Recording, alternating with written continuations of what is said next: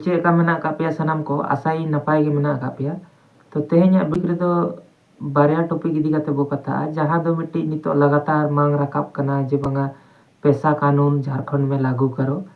और प्लस सरकार नोआ में नचोया जे बंगा पारस ना के मिट्टी पूजा स्थल कान तहन ओना दो नितो सार्वजनिक माने मारांग मेला घोषिता मेतेन तो कंटिन्यू बनाव तहन पे नोआ वीडियो रे तो कथा बोन लहासेन प्रथम दबन कथा पैसा कानून दो चेक खातिर जरूरी कना और नोआ कानून रना प्रॉफिट चेक कना जगह रे दो जायगा को रेज हचोक कना से जबरदस्ती कंपनी बैसो युतुम ते ओंडे को आदिवासी को लगाई को से बीर बुरु रे को नोटिस को कना जे तुम लोग गैर कानूनी तरीका से रह रहा है तो ओना इदी काते के पैसा कानून दो मेना का तो वीडियो रे कंटिन्यू तहन तबन पे कथा बन माला दो पैसा कानून दो चेक कना और जरूरी नोआ दो चेक खातिर कना नितो दो पैसा कानून दो जहां लका पे बढ़ाया जे बंगा 1990 खोना गे मिट्टी झारखंड रे दो लागू हिसाब ते मांग दहो कना जबकि नोआ कानून दो 2000 साल खोना माने लगातार मांग को रकाबेया जबकि इन भीतर रे आड़ीगान सरकार को हेजना एंते हो माने नोआ कानून दो नितो धबित ते औरी को लागू गया को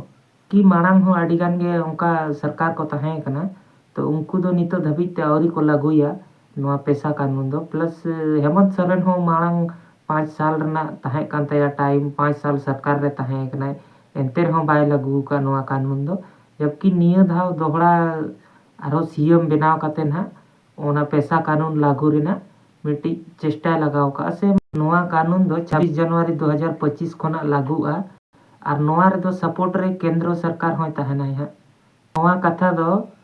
केंद्रीय मंत्रालय नि जहां सचिव कनाय विवेक भारद्वाज उनी पैसा दिवस तीसो तहां कना राजधानी रांची रे इनेलो नोआ कथा उनी लई हचो का जे बंगा नो पैसा कानून लागू रे दो माने केंद्रीय पष्टा खन झारखंड रिन होड़ सपोर्ट पे जामा मेतन और नोआ कानून लागू लेन खान दो जे बंगा अब झारखंड रिन होड़ से झारखंड रिन आदिवासी को चे लाभ को नाम माना जहां लेका दो माने कानून मिट्टी लागू जहाना कमी लगान के लागू से तो नोआ पैसा कानून जोखन लागू ताले झारखंड रिन आदिवासी को नोआ रे चे लाभ को नामा पैसा कानून लागू परे दो जहां पंचायत लेवल रे से निजर एरिया मिट्टी को लैया ओना रे जहां आदिवासी को जहां दो मीटिंग से दुपड़ू मेतन मिट्टी बन मेथा कना जहां ओना संगठन रे पासोआ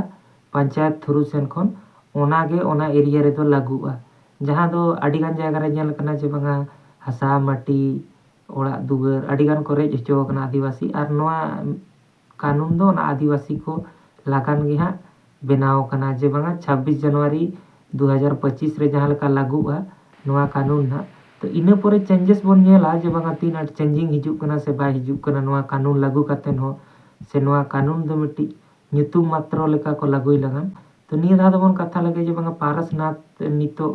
पारसनाथ इदी काते चेक नवा अपडेट हिजुक कना जहां लेका पे बडाई गया जे बंगा पारसनाथ दो अडी सेदाय खना गे मिट्टी आदिवासी को मिट्टी माने पूजा स्थल ताहे कना से सेदाय खन ओडे दो मिट्टी जहां सकरात परब बन मेथा कना सकरात परब टाइम रे ओडे को बोंगा बुरुई तहन को आदिवासी को जहां तीन मेना का इन जहां लेका मी शर्मा मांग दो नेल होई लना जे बंगा अडी गान नोडे प्रॉब्लम हुई कान थान जे जहां दो जैन धर्म मेतन मन मेथा को कना उनको को लैया जे बंगा नोडे दो आले सेदाय खन ले बोंगा गु का नोडे दो आले कना और नोआ इदी काते दो मारंग अपडेट नोआ कना जे बंगा सरकार होन नितो जहां हेमंत सोरेन उनी हो नोआ दो मिट्टी जे लई हचो के जे बंगा नोडे दो मिट्टी मारंग मेलाइन बनावा पारसनाथ रे जहां मेला हुई कना मारंग मेलाइन बनावा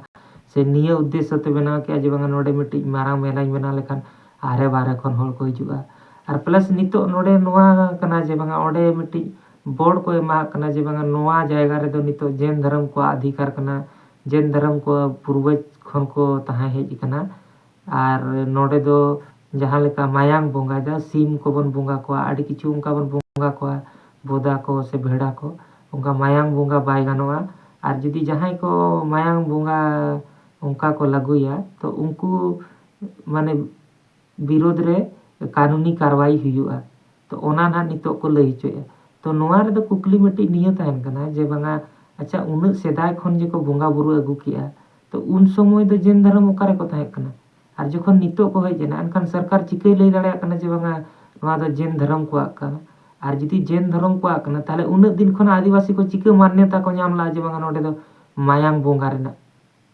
जुदी आमा ओड़ा रे सेन काते इन मिट्टी इन्या राजनीति देखा तो ओना तो आम बा मेलावा से ओंका गे जुदी ओना सेदाय खना जेन धर्म को मानाव अगू का आकोआ ओडे कना मारे अस्तित्व कान तकवा एनखान दो चिकाते ओडे संताल को ᱧᱟᱢला जे बंगा आपे दो मायांग पे बुंगा दाड़ेया तो नोआ दो मिट्टी कोनो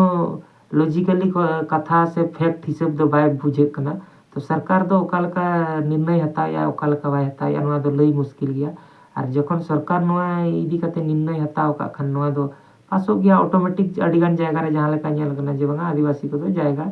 सेदाय खन गे को रेचो कना तो नोडे हो को रेचो जहां लेका दो पे बड़ाई गया जे बंगा 6-7 महीना मांगे देवड़ी मंदिर इदी कते रकब लना जे ओंडे हिंदू को मेना जे नोआ दो आलेया कना जबकि ओंडे रिन स्थायी निवासी को लई थान जे बंगा नोआ दो आले पूर्वज बिदल खन नोडे ले बुंगा आगू का नितो मिट्टी बामड़े ले दोहो कादेते उनी लई जे बंगा इया कना तो चलो नोआ दो हुयु गया और नोआ इदी कते गा नितो पेशा कानून ना लागू कना तो पेशा कानून लागू परे आपया माइंड रे चेड हिजु कना जे बंगा नोआ जे आदिवासी को पूजा स्थल जमी माटी हसा करे हिजु कना तो ओना रेज बंदोआ से बाय बंदोआ से ओना दो कंटिन्यू गे ताहेना और से नोआ दो पेशा कानून दो खाली ᱧᱩᱛᱩᱢ मात्र लेका को लागुइया तो जहां मोने रे जहां लेका मेना का तपेया कमेंट रे निहती बाड़ाय चिन पे और नोका नवा नवा टॉपिक रे माने वीडियो ñel लगनते चैनल सब्सक्राइब करा